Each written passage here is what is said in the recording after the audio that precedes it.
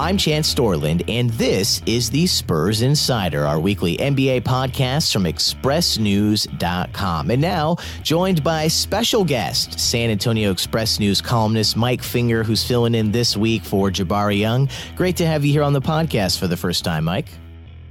Thanks for finally having me. Glad to be here. You bet. Yeah. Emphasis on finally. I've been wanting to get you here on the podcast for quite a long time. So great to have you in, just filling in for Jabari this week, and hopefully maybe a little bit more down the road as well. Let's obviously get to it. It's not brand new news, but recently it was quite the story. Kawhi Leonard gone out of San Antonio. Let's get to that. You recently wrote that with Leonard gone, the Spurs will be tested. Obviously, that's true, but tell me about it. Well, what I was talking about there is kind of this idea of the Spurs way, and for 2 decades now, the Spurs have kind of been known as this model NBA franchise, and I think there's a lot of things that go into that.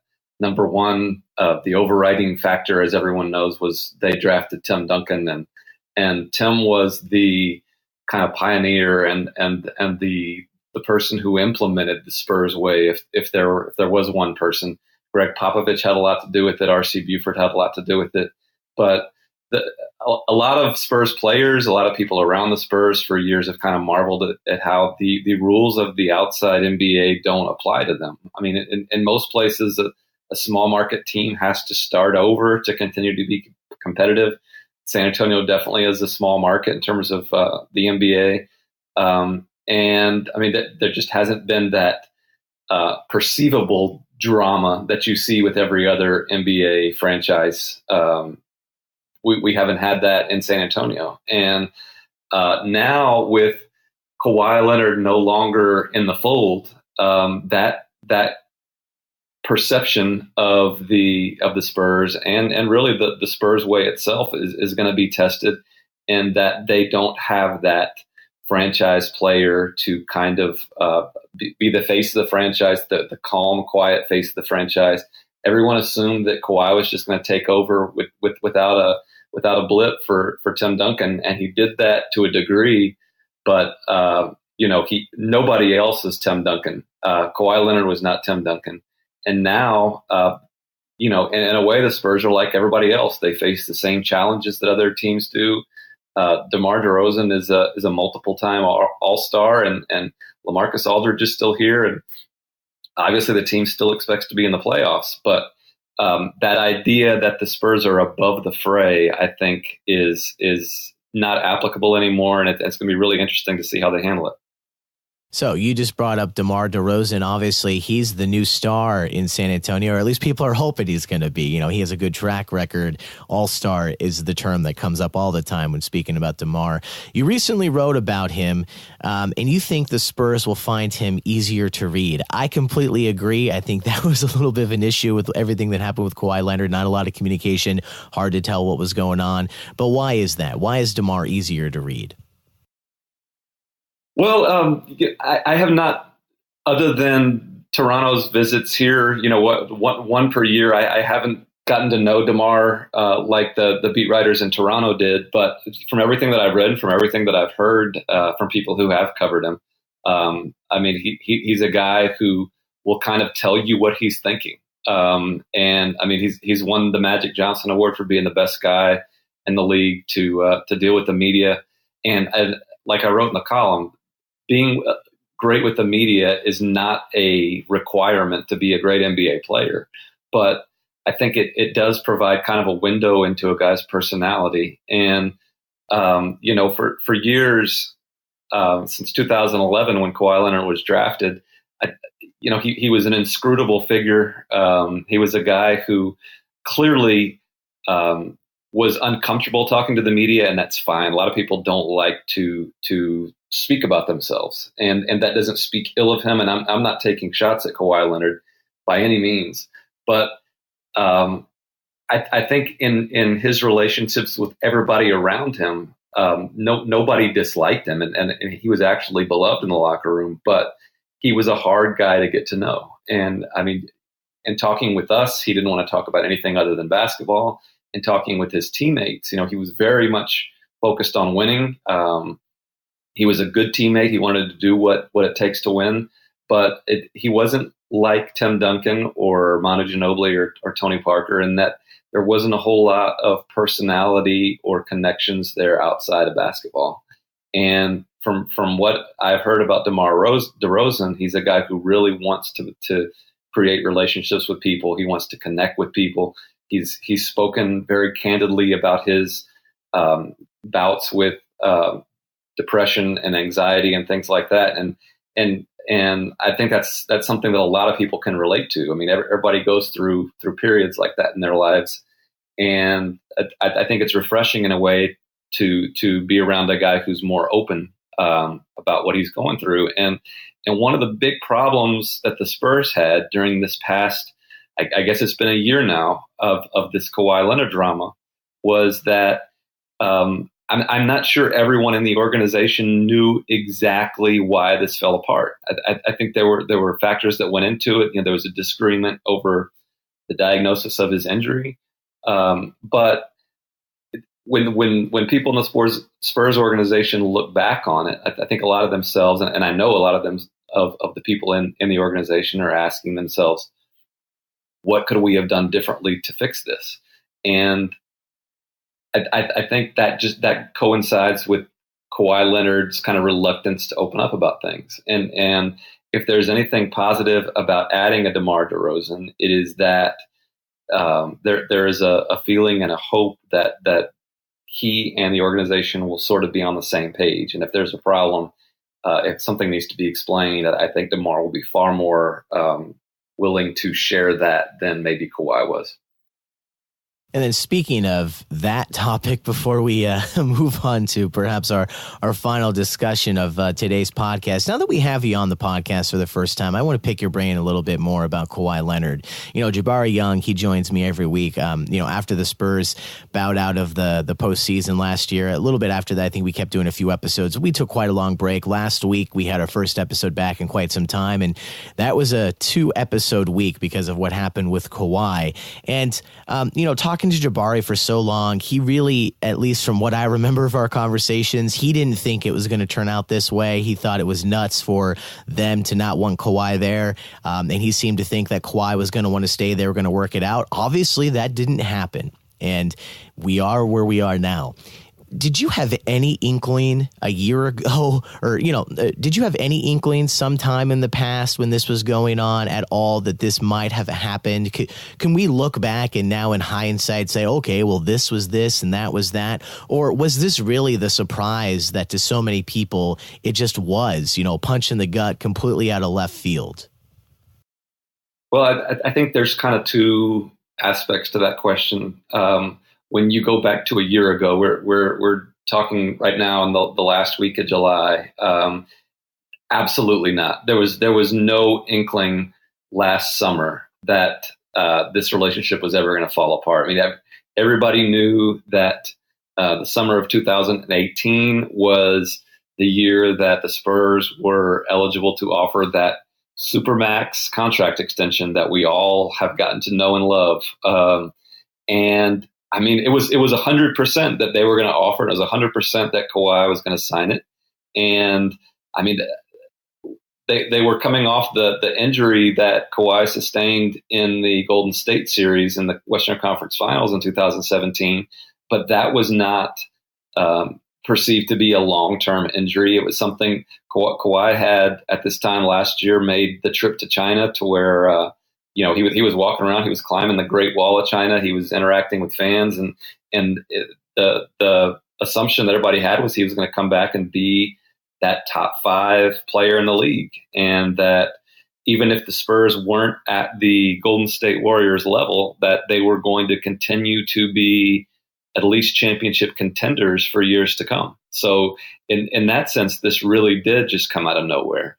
But I mean, if we're talking about the year as a whole, I think that by March, maybe, of this year, it started to feel like maybe this wasn't ever going to get fixed. And this goes back to what I was talking about earlier, where the communication was just breaking down. And Even though Kawhi had been around for the first several months of this season, there still was kind of uncertainty on both sides as to whether or not he was going to get back this year. And I think Jeff McDonald, the Express News beat writer, has mentioned this before. We started hearing early in the season that Kawhi Leonard was doing some things that led people to believe that maybe he didn't want to be in San Antonio forever. And that seemed ridiculous at the time. But the more that those sort of rumors started bubbling up that, hey, this is seeming more and more weird all the time, that the percentage possibility that Kawhi might not stay in San Antonio forever started to kind of creep up, 1%, 2%, 3%. And by, like I said, March or April, it seemed like a distinct possibility that that wasn't going to work out. Now, it's still kind of shocking that it didn't, but I think those who are around the team and not around Kawhi, I was not around Kawhi, not many people were, but I think as March turned into April and April turned into May, and especially when May turned into June, I think everybody who was around kind of realized that this was an option. And it wasn't until, June really we started getting into the off season and hearing about how the Spurs were exploring trades and Kawhi wanted out. That's when it became clear that it probably was going to end. But I think even when the season ended, it was probably it seemed like a coin flip as to whether or not they were going to be able to work it out. And like you said, Chance, it is shocking. It's shocking for everybody who's watched the NBA, for everybody who's watched Kawhi since 2011, and especially people who've watched this organization. Even when things started to turn, I don't want to say sour, but kind of uncertain, that there was a sensation that the Spurs were going to work it all out.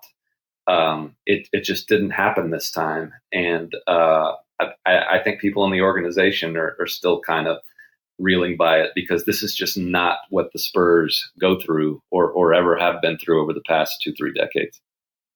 Yeah, I mean, as we mentioned, or I guess as you mentioned earlier, I mean, not only are they being tested, the Spurs way of life, the way they operate, but just like everything that's been Spurs for so long now seems a little different. It's just very out of the ordinary for this organization. We do have a few minutes left, definitely enough time to tackle this next topic. Greg Popovich, obviously coach of the Spurs, will return to the court for the first time after the death of his wife, Erin, in April. It's been really interesting because obviously that's such a huge loss for this beloved man, not only in San Antonio, but of course, very well respected across the league. But that happened at the same time that the whole Kawhi saga was continuing. So it's, two really big stories. And because of that, for a time, neither one probably got the attention it deserved. So tell me about what Greg Popovich is going to be up to on the court. I mean, this is a real nice sort of tip of the cap for him after what he's gone through. Yeah, and we're not going to hear as much from Greg Popovich on what he's feeling personally as we're going to hear from him about Spurs basketball and even Kawhi and of course DeMar DeRozan. He's more than willing to talk about that type of stuff. He's not going to open up about the personal anguish that he's been through since his wife died last spring. But clearly, I mean that. How can anyone question the man's grief and what that must have been like to suffer that loss at any time, but much less during the playoffs. And he's 69 years old. He's accomplished just about everything that an NBA coach can accomplish. A lot of people think, why would you continue to do this? Well, he loves it. I mean, he loves being challenged. He loves being around players. He loves the relationships that he gets to form, and he's not showing any signs of slowing down. A lot of us wondered after this happened, would he want to come back? This is a guy who loves exploring the world and drinking wine and going to restaurants, and why mess with a rebuild? Especially with Kawhi gone, and this isn't a total rebuild in the sense of the Atlanta Hawks or the Philadelphia 76ers or the Sacramento Kings, but it's the Spurs are not among the leaders in Las Vegas odds to win the NBA championship this year, and there's going to be some difficulties that he has to deal with on the court. So some people might ask, why would he want to do this? Well, he seems, when we talked to him last week, he seems as committed to this as ever. He's excited as ever. He's talking about the draft pick Lonnie Walker as the next Manu Ginobili. As everybody knows, he's involved in Team USA for the 2020 Olympics, and that's something that he's wanted to do for a really long time. And there's events this summer where he's involved in that, including the mini camp in Vegas. And a lot of people who know him think that's kind of helped reinvigorate him and get him excited after the loss of his wife to be able to have something to get excited about and really sink his teeth into. So, no one knows what it's like to be Greg Popovich, and he's certainly not going to tell us. But he seems to be a guy who still loves basketball, who still loves coaching basketball. And, it's going to be interesting to see how much longer he wants to be around the Spurs. Like I said, he could walk away at any time. But in talking to him last week, he mentioned that it's not inconceivable that a person could coach both Team USA and an NBA team concurrently. And the assumption for a while has been that might be a good time, 2020, for him to walk away from the Spurs and focus on that Olympic team. But he did not rule out the possibility of doing both. And even though I think he probably only has a couple of years left in his coaching career, I wouldn't rule him out doing it for a long time. He's certainly open to it. And, for people who say that, he'd want to walk away because the Spurs aren't going to win a title. In some ways, I think he's fired up by the chance to coach up a team and rebuild a group that isn't expected to win as much. During seasons past, some of the games that he's loved the most are the games when the stars sit and he gets to coach up the second and third unit and really surprise people. So I think a part of him loves that challenge. And, it's as somebody who has kind of known Greg Popovich or known him as well as any media person can over the past, 15 years of his life, and, never really became friendly with him, but certainly has a respect for him. It was tough to see him experience that loss that he experienced in April. And it was kind of nice to see him be his old self when he talked to us last week and excited about basketball again. And just really glad to see him fired up again. And that's going to do it for today's episode, Mike. Great to have you here on the podcast. Like I said, hopefully down the road, be able to get you in here alongside Jabari Young from time to time as well. But I do want to give you last chance for a final comment on anything we've discussed or anything else before we say goodbye.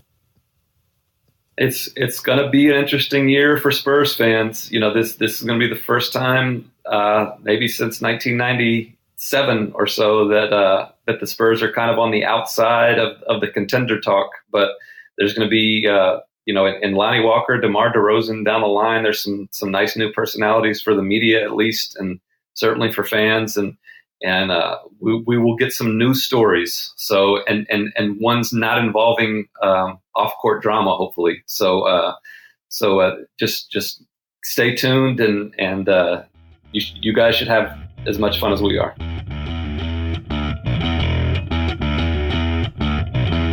And a big thank you to San Antonio Express News columnist Mike Finger for joining me today on the podcast, filling in for Jabari Young on this week's episode of the Spurs Insider, our weekly NBA podcast from expressnews.com. For the San Antonio Express News, I'm Chance Dorland.